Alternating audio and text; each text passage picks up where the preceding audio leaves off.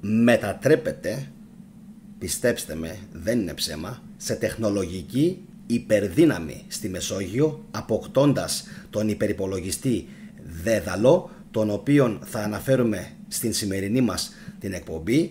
Αλλά πρώτα θα ήθελα να δούμε ποιος ήταν ο μυθολογικός Δέδαλος. Για πάμε. Λοιπόν, ο Δέδαλος είναι ήρωας της ελληνικής μυθολογίας, περίφημος τεχνίτης και αρχιτέκτονας, στον οποίο αποδίδονται πλήστα από τα αρχαίγωνα έργα της αρχιτεκτονικής και γλυπτικής. Να υπενθυμίσω ότι ο λαβύρινθος της Κρήτης υπάρχει πολύ μεγάλο ενδεχόμενο να χτίστηκε από τον ίδιο τον Δέδαλο. Μάλιστα, το όνομά του προέρχεται από το αρχαιοελληνικό ρήμα δεδάλο, κάτι που μέχρι σήμερα δεν το γνώριζα, που σημαίνει εργάζομαι ευφυώς και με δεξιοτεχνία. Κατά μία εκδοχή ήταν γιος του Ευπάλαμου ή του Παλαμάωνα, ενός επιδέξιου και πολύτεχνου άνδρα, ενώ μητέρα του ήταν η Αλκίπη ή η Φρασιμίδη ή ακόμα η Ιφινόη. Οι απόψεις διήστανται. Ο Δέδαλος ανήκε στο γένος των Ερεχθιδών και ήταν δυσέγγονος του Ερεχθέα, ενώ από την πλευρά της μητέρας του ήλκε την καταγωγή του βάσει Wikipedia από την Κεκροπίδα φυλή των απογόνων του μυθικού ιδρυτή της Αθήνας Κέκροπα, ο οποίος, αν θυμόσαστε καλά, ήταν μισός άνθρωπος και μισός όφης.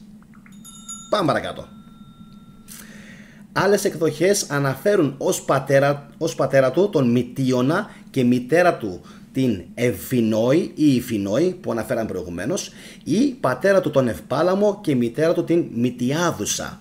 Τέλος, μια εκδοχή θέλει τον Δέδαλο να κατάγεται από τον θεό Ηφαιστό και εκείνος να του έχει κληροδοτήσει την απαράμιλη δεξιοτεχνία. Θυμάστε όλοι πόσο ικανός ήταν ο Ηφαιστός. Ο Δέδαλος παντρεύτηκε την Αυκράτη ή την Αυσικράτη, η οποία ήταν δούλη του Μίνωα, με την οποία απέκτησε τον Ίκαρο και φυσικά όλοι ξέρουμε αργότερα τον μύθο που έχει δημιουργηθεί. Μύθο ή αλήθεια? Θα μου το πείτε εσείς. Με τον πατέρα, τον Δέδαλο και τον Ίκαρο, όπου είχαμε την αποτυχημένη πτήση, ή τουλάχιστον έτσι έχει μείνει ο μύθος. Για τον Δέδαλο, να ξέρετε, θα πούμε πάρα πολλά πράγματα στο μέλλον, οπότε όσοι είστε πρώτη φορά στο κανάλι, κάντε φυσικά εγγραφή και χτυπήστε το καμπανάκι για να σας έρχονται ειδοποιήσεις στο μέλλον. Ο μύθος του Δέδαλου θεωρείται ότι προέρχεται κυρίως από την Κρήτη, ανήκοντας εν τούτης και στην Κρήτη και στην Αττική. Μάλιστα στην Αττική, αναφέρει η Wikipedia, ήταν και ο επώνυμος ήρωας του Δήμου των Δεδαλιδών. Αυτός ο Δήμος απορώ τι έχει απογίνει, εντύπωση μου κάνει, ενώ είναι στενά συνδεδεμένος με τους μύθους του Μίνωα και του Ίκαρου, γεγονός που σας ανέφερα προηγουμένως. Λοιπόν, τώρα πάμε να δούμε πώς η Ελλάδα αναβαθμίζεται τεχνολογικά, ακριβώς όπως κάνει και το Ισραήλ, κάτι που το λέω εδώ και πάρα πολλούς μήνες, ότι η Ελλάδα πρέπει να βλέπει τι κάνει το Ισραήλ, να παίρνει μαθήματα και αναλόγως να προσαρμόζει την πολιτική αλλά και την οικονομία της. Φυσικά εννοείται και την τεχνολογική της την πρόοδο. Λοιπόν, ο Δέδαλος είναι ένας σούπερ υπολογιστής, παύλα κομπιούτερ, που θα αποκτήσει η χώρα και θα έχει ισχύ 30 πέταφλοτς. 30 πέταφλοτς είναι μια έννοια την οποία μέχρι χθες δεν την ήξερα, για να πω την αλήθεια, και θα είναι σε θέση να εκτελεί, κρατηθείτε, 30 εκατομμύρια δισεκατομμύρια, δηλαδή 30 τετράκις εκατομμύρια πράξεις ανά δευτερόλεπτο. Σε όσους θα προσπαθήσουν να υποτιμήσουν αυτό το γεγονός, τους αποτρέπω να το πράξουν, γιατί μιλάμε για ένα μηχάνημα το οποίο πραγματικά θα είναι πανίσχυρο. Επαναλαμβάνω, 30 εκατομμύρια δισεκατομμύρια πράξεις ανά δευτερόλεπτο. Μαζί με την Ελλάδα, υπολογιστή υψηλών επιδόσεων αναμένεται να αποκτήσει η Γερμανία, τον Jupiter, που θα είναι ο δεύτερος exascale ευρωπαϊκός σούπερ υπολογιστής, ενώ μόλις προχθές, δηλαδή πριν λίγες ημέρες, η Γαλλία απέκτησε τον Jules Verne, παύλα Ιούλιος Verne στα ελληνικά, τον πρώτο exascale υπερυπολογιστή, ο οποίος αναμένεται να σπάσει το όριο του, κρατηθείτε, 1 δισεκατομμυρίου υπολογισμών ανά δευτερόλεπτο. 1 δισεκατομμυρίου υπολογισμών ανά δευτερόλεπτο. Φαντάζεστε όλοι το πόσες τεράστιες δυναμικές και δυνατότητες θα δημιουργηθούν από αυτές ακριβώς τις εξελίξεις στους επιστημονικούς τομείς. Λοιπόν, και συνεχίζω. Μέχρι πρότινος η ευρωπαϊκή αγορά μετρούσε 8 υπερυπολογιστές μαμούθ. Λοιπόν, οι εξής: ο Λούμι στη Φιλανδία, ο Λεωνάρντο στην Ιταλία, ο Μελουξίνα στο Λουξεμβούργο, Μάρε Νόστρουμ στην Ισπανία, ο Δευκαλίων στην Πορτογαλία. Απορώ πως οι Πορτογάλοι διάλεξαν αυτό το όνομα, μου κάνει εντύπωση. Καρολίνα στην Τσεχία, Βέγγα στη Σλοβενία, Discoverer στην Βουλγαρία και τον Arrhenius στην Σουηδία. Αυτές είναι οι χώρες οι οποίες διαθέτουν μέχρι στιγμής υπερυπολογιστές, τουλάχιστον στην Ευρώπη. Λοιπόν, τώρα συνεχίζουμε. Η διαχείριση και ο χειρισμός αυτού του υπερυπολογιστή της Ελλάδας θα γίνεται από το Εθνικό Δίκτυο Υποδομών Τεχνολογίας και Έρευνας, σε παρένθεση ΕΔΙΤΕ GRNet, ενώ θα εγκατασταθεί στο ιστορικό κτίριο του ηλεκτροπαραγωγικού σταθμού του 19ου αιώνα στο Τεχνολογικό και Πολιτιστικό Πάρκο του Λαυρίου, σε μια συνολική επιφάνεια άνω των 1.500 τετραγωνικών μέτρων. Το κόστος του δέδαλου ανέρχεται σε 33 εκατομμύρια ευρώ. Επαναλαμβάνω, το κόστος του δέδαλου ανέρχεται σε 33 εκατομμύρια ευρώ και θα έχει συγχρηματοδότηση με μέγιστο συνολικό προϋπολογισμό έως 10 εκατομμύρια από την Euro HPC 35% και την Ελλάδα 65%. Επίσης η Κύπρος, το Μαυροβούνιο και η Βόρεια Μακεδονία συμμετέχουν επίσης στο έργο ως μέλη της κοινοπραξίας. Η Βόρεια Μακεδονία, να πω την αλήθεια, μεταξύ μας δεν θα ήθελα να συμμετέχει στην κοινοπραξία για λόγους που έχω αναφέρει φυσικά και σε προηγούμενες εκπομπές μου και που όλοι όσοι είστε πατριώτες πιστεύω ότι τους αντιλαμβάνεστε, τους καταλαβαίνετε και οι περισσότεροι πιστεύω ότι συμφωνείτε με την άποψή μου. Λοιπόν, πάμε τώρα να δούμε και την ισχύ. Η ισχύς των σούπερ υπολογιστών Παύλα Κομπιούτερ μετριέται σε πέταφλοπ, που αντιστοιχεί σε 1 εκατομμύριο δισεκατομμύρια, δηλαδή 1 τετράκις εκατομμύριο. Πολλά μηδενικά. Πράξεις κινητής υποδιαστολής ανά δευτερόλεπτο. Πρακτικά δηλαδή ένας υπερυπολογιστής αντιστοιχεί σε εκατομμύρια παραδοσιακούς δικούς μας καλή ώρα υπολογιστές και μπορεί να εκτελεί δισεκατομμύρια πράξεις. Θα ήθελα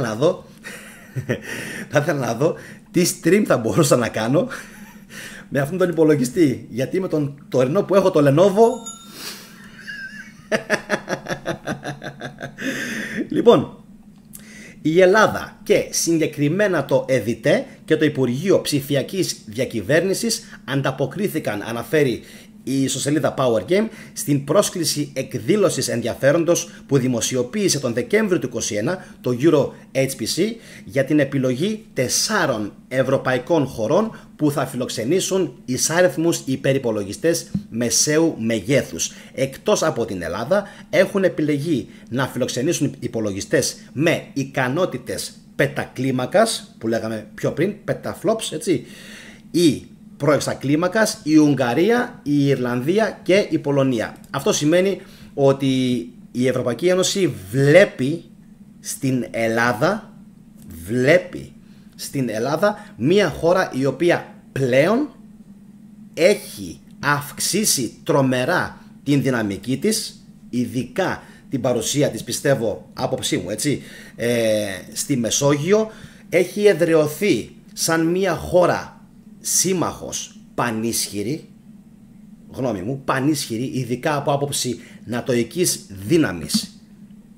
Δείχνουμε ότι όλες οι γύρω χώρες, βάλτε Ρουμανία, Βουλγαρία, Σκόπια, Αλβανία, μαζί τεχνολογικά, στρατιωτικά, πολιτισμικά, πολιτικά δεν μπορούν 4 χώρες μαζί να φτάσουν το επίπεδο που έχει φτάσει σήμερα η Ελλάδα μόνη της. Και αυτό πιστεύω ότι το χρωστάμε σε ανθρώπους οι οποίοι προχωράνε την χώρα μπροστά, ανεξαρτήτως κυβέρνησης. Το έχω πει πολλές φορές, δεν έχει καμία σχέση αυτό.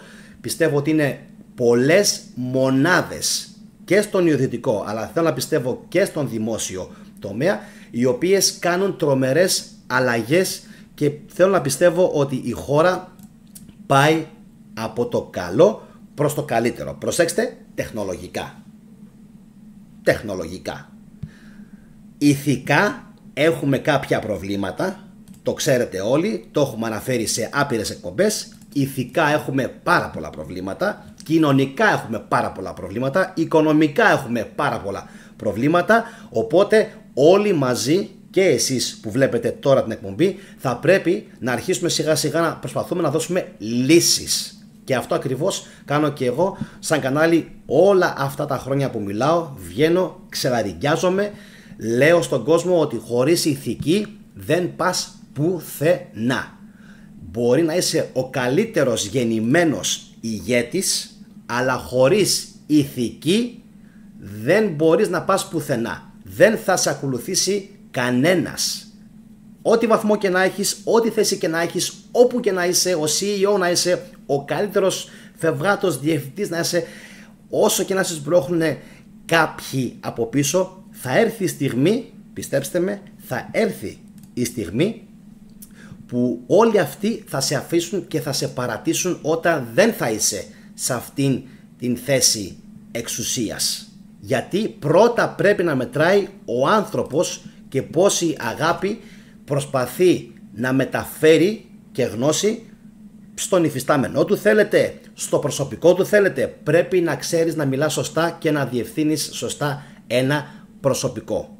Αυτή είναι η ταπεινή μου η γνώμη, και να υπολογίζεις τον χαρακτήρα αλλά και την ψυχή του καθενός. Ιδάλλως, όση τεχνολογία και να έχεις, όση δύναμη και να έχεις, θα είσαι πάντα ουραγός. Αυτό τουλάχιστον μου διδάσκει εμένα προσωπικά η ηθική όταν διαβάζω τους αρχαίους Έλληνες. Και όπως σας είπα και πριν, Δέδαλος ονομάστηκε αυτός ο υπερυπολογιστής και φυσικά ευχόμαστε να ανταποκριθεί στο όνομα της μυθολογικής φιγούρας μας. Αυτά είχα, παιδιά, να σας πω για σήμερα. Συνεχίζουμε δυναμικά. Αύριο το βράδυ ξανά εκπομπή.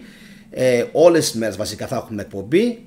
Μην χάσετε. Κάντε από τώρα εγγραφή για το Σάββατο, όσοι δεν είστε εγγεγραμμένοι. Όσοι έχετε κάνει ήδη εγγραφή, παιδιά, καμπανάκια. Το Σάββατο έχουμε εκπομπή για την Ανταρκτική. Οπότε έχετε καταλάβει όλοι ότι θα είναι μια εκπομπή πολύ δυνατή. Δεν θέλω να πω τίποτα άλλο. Ρίξτε μια ματιά στο κανάλι, στην αρχική σελίδα. Δείτε ποια είναι τα βίντεο που έρχονται και θα με θυμηθείτε. Τώρα, πριν κλείσω να σας πω φυσικά να κάνετε like αν η εκπομπή σας φάνηκε χρήσιμη. Τι άλλο, σχόλιο. Γράψτε μου τα σχόλιά σας όπως πάντα. Τι πιστεύετε, συμφωνείτε, διαφωνείτε, πώς τη βλέπετε τη χώρα, τη βλέπετε καλά? Το ποτήρι τι είναι, μισοάδιο ή μισογεμάτο? Για μένα τουλάχιστον, και σαν Γιάννη αλλά και σαν θετική ντόπα, πιστεύω ότι πάντα πρέπει το ρημαδοποτήρι να το βλέπεις μισογεμάτο. Δεν πάνε στα πατώματα. Δεν γίνεται να αφήσεις κανέναν και τίποτα να σε ρίξει και να πέφτεις. Πρέπει να σηκώνεσαι. Αυτά από μένα, παιδιά. Καλό βράδυ σε όλους. Να είστε καλά.